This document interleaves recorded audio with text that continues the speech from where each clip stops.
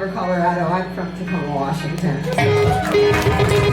Thank you folks so much for staying and watching us. It's really hard to follow Change because they're such a phenomenal band, and Aram is like, you know, he's like a motivational speaker. So I don't know how I'm supposed to like follow that, but I'll try my best. All right, I want to give a shout out to Stella and Scarlett right here in the front. Because if there's a reason why I do this, it's because of that right there. Because if there's anything that gives me hope about the future of not just hardcore, but of the world, it's knowing that the youth today are our future. So keep that in mind when you're feeling down and out about what's happening in our world.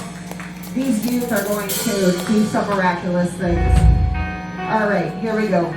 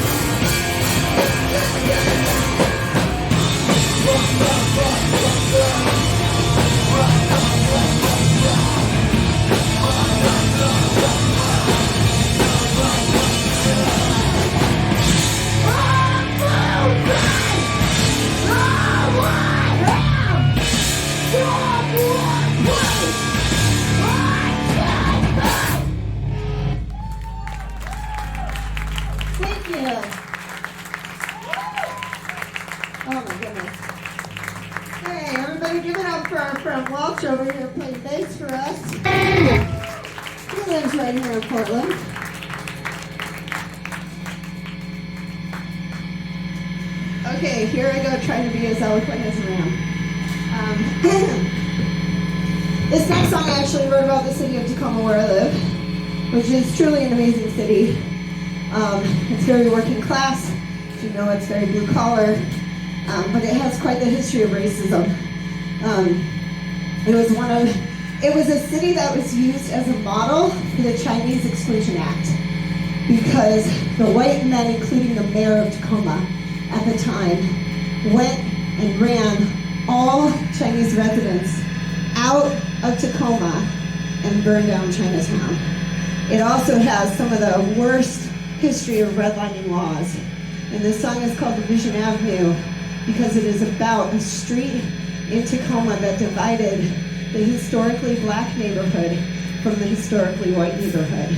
And that historically black neighborhood has been so gentrified that people cannot afford to live where their families have for ages, when nobody who was white wanted to live there.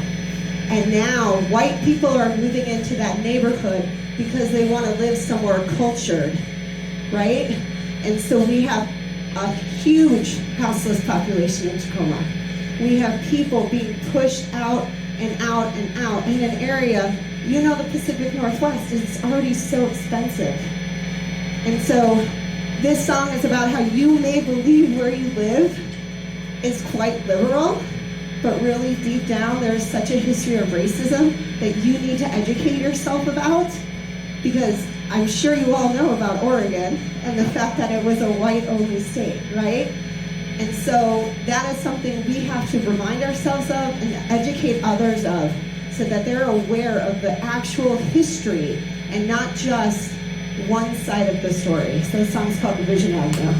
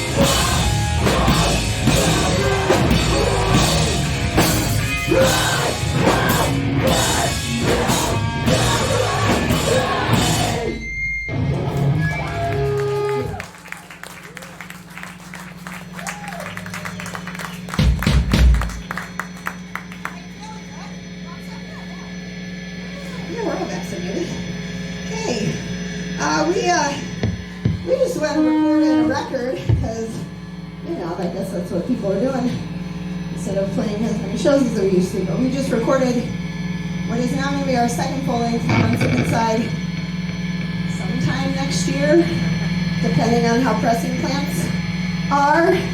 And I think their songs we're really, really proud of, and a progress of who we are as a band. And this song is about privilege. It's about privilege and performative actions instead of real, true action. And it's called Silver Spoon. We're going to play two new songs. This one's called Silver Spoon. We're going to play it at some point whenever Chris is. I don't know how it starts. Okay. Do I know the words to this one? I'm so sad. I'll make it up. Nobody knows it.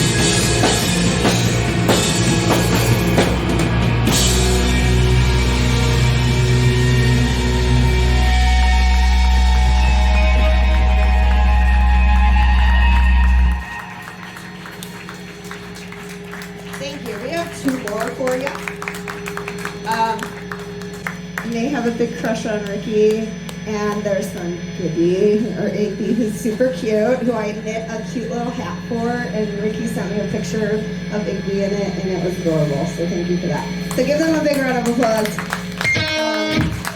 Talk about people who are going to raise an amazing child, and that gives me hope for sure, are the members of that band and their children. So also a big shout out to Jade Dust for jumping on last minute.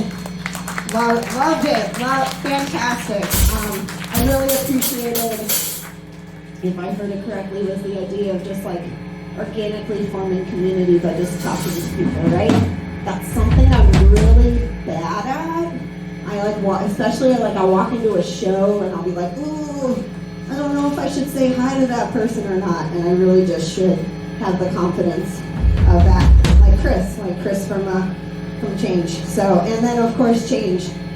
Big round of applause for Change, please.